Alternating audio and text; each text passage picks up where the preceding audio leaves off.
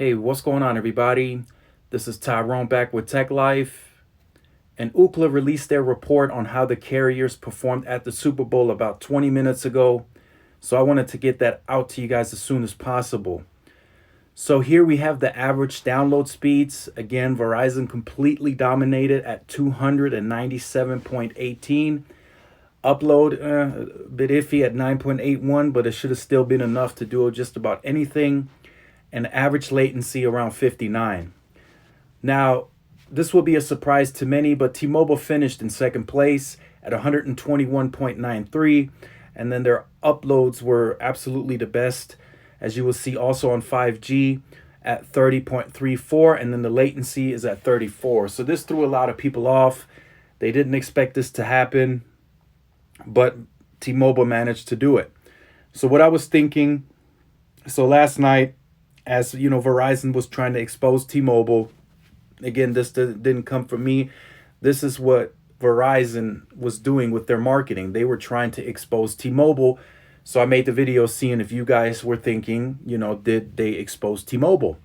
So T-Mobile released a letter, thank you Verizon for, showing everybody that our 5G works.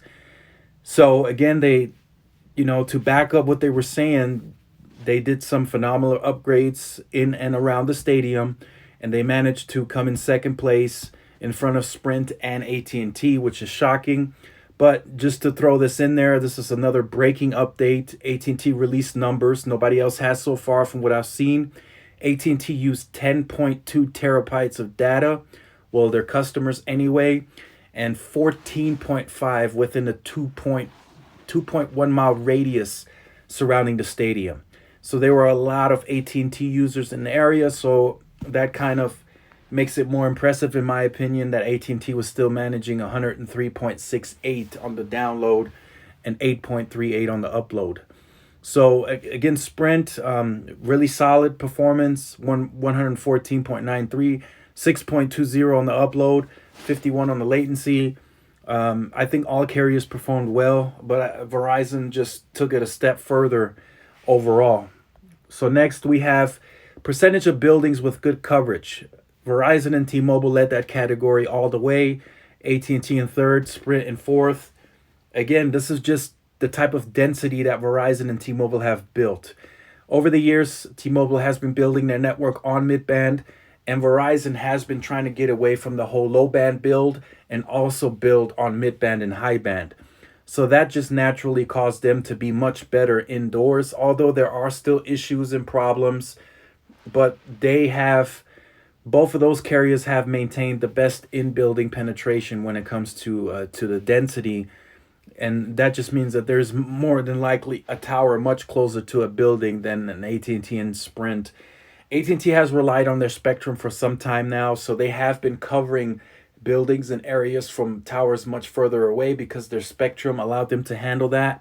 And Sprint even more. They were able to throw 60 megahertz of spectrum on a cell site in a matter of days for upgrades. So their speeds shot up significantly, but that didn't necessarily improve the indoor coverage, as you guys will see that either you drop to no service or bad service in buildings, or you just drop off from band 41 completely and go to band 26 or 25.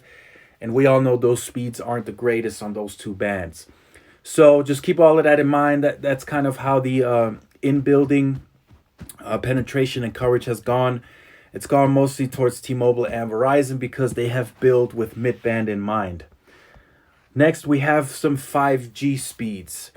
Of course, Verizon completely dominated that at 646.17, and then the upload at 9.86. Latency has been iffy lately. I've seen a lot of people doing speed tests on the millimeter wave, and they have seen 60, 70, 80s, and 90s. I just think that's due to Verizon tweaking the network and making some changes, some optimization, modernization. So just bear with them. I think they'll fix that here in the near future. And then again, T-Mobile came in at second. That was a big surprise for a lot of people.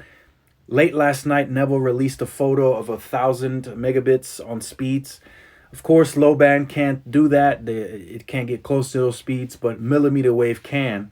So that means T-Mobile was also using millimeter wave. and they came in at second at 348.33 and 28.89 on the upload. So really good performance from T-Mobile. Sprint came in at third place with their 5G. Again, they had 60 megahertz of LTE, 60 megahertz of 5G at the Super Bowl. So a lot of the speed tests that I've seen with the 5G device, they were all great. So they averaged out at 225.78, and with the upload speeds of 5G at 1539.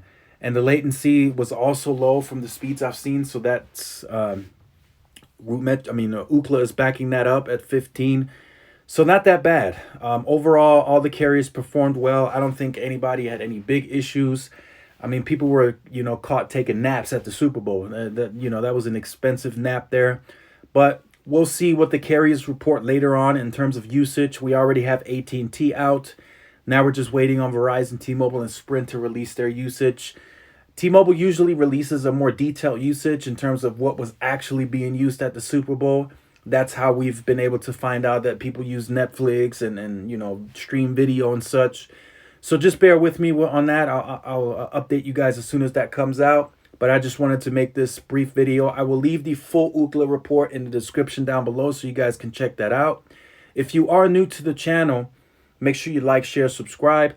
Also hit the notification bell so you are notified when I upload content like this. Also follow all of the Tech Life social media outlets for more updates. This is Tyrone with Tech Life, and I will see you guys in the next video. Peace.